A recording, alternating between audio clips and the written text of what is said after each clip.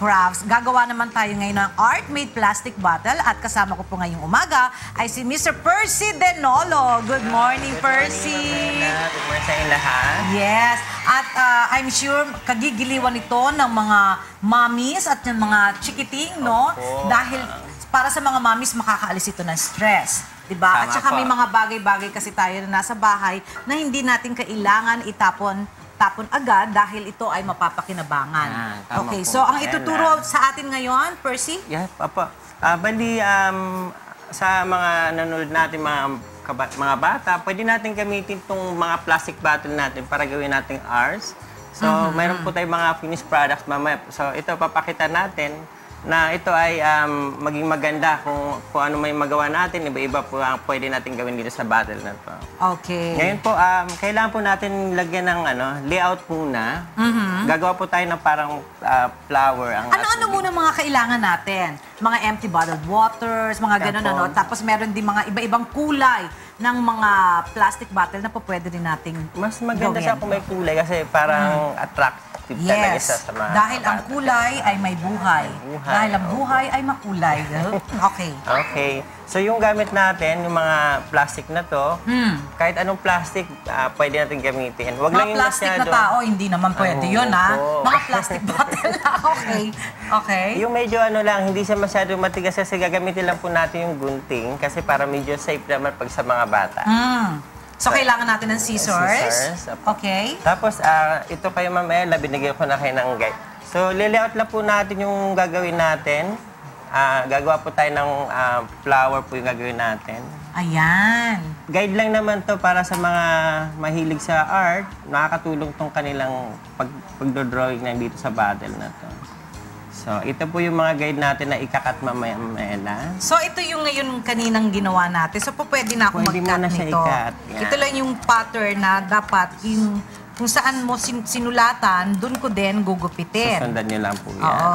Hindi naman kailangan na talagang sakto, no? Opo, guide lang naman po siya. Oo, guide lang naman kasi siya. Yan. Ayan. So, yung mga bata, may enjoy nila to. So, ito po ay ikakat ko na rin yung aking design. So, ito flower din ito, no? Dahan-dahan lang kayo, ha? Kasi medyo...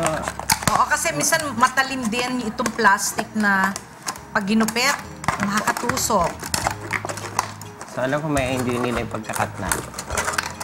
Iyon, no? Okay, and next, ang gagawin ko naman, ayan. So, medyo may ingat lang talaga kasi pwedeng masusugato yung mga bata pag masyadong matalim lang po yung mga plastic natin. Okay lang kayo mamela dyan? Okay ako dito. Oh. Yan. So, pag ganyan-ganyan lang siya. Medyo mabilis na naman siya kasi maano Tsaka siya. kasi manipis lang naman itong plastic. Apo. Ayan. Sana maganda ang kinalabasan nitong ginugupit ko ngayon.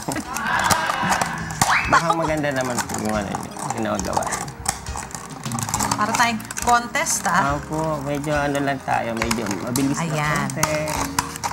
Sana masusundan ng mga bata. Kung halimbawa nagupit na natin ito, ano ang mangyayari? Parang ganyan siya. Mamaya, i-bend na natin yung mga, may mga branch tayo dyan.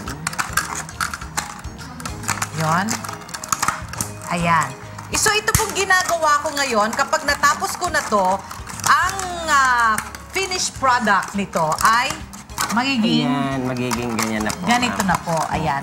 Tapos, siyempre may mga cover na na tinatapon natin sa bahay. Huwag natin pong itapon kasi po pwedeng ito ang pinaka-base niya. Pinaka-base na po siya. Ayan. So, ito pong ginugupit ko kanina, magiging ganyan. Diba? Napakaganda. Tapos yung pinakatakip niya, nilagay niya parang flower. Flower lang po siya. So, plastic din po siya, ma'am. Ayan. Ito po yung pinaka-cover nung, bottled water, ganyan-ganyan, or kung ano mang mga cover na to. Tapos gugupit rin tayo ng ganyan. Tapos lagay lang natin siyang ganyan. Wow! Tapos ipatong natin. Yan. Oh, di may Pwede flower natin na. Didikitan lang po natin siya. Yan. Ayan. Ito na. Okay. So, nasa sa'yo yon kung anong gusto mong design, di ba? Tapos napansin ko kasi parang punong-puno na tayo ng glitters dito. So, anong ginawa naman natin sa mas maganda kasi glitters? pag may glitters kasi mas nakadagdag siya na attraction talaga. Makintab kasi siya. Okay. So, itong design naman na to, kamay siya. Apa. Ayan, kamay po. Ayan. Kung napapansin nyo, kamay, tapos nilagyan ng mga... okay Tapos, pag ganyan pala dapat. Baligtad yung pinapakita ko. Ayan. Di ba? Parang kasing hugis lang ng kamay ko, kabay kandila. Joke!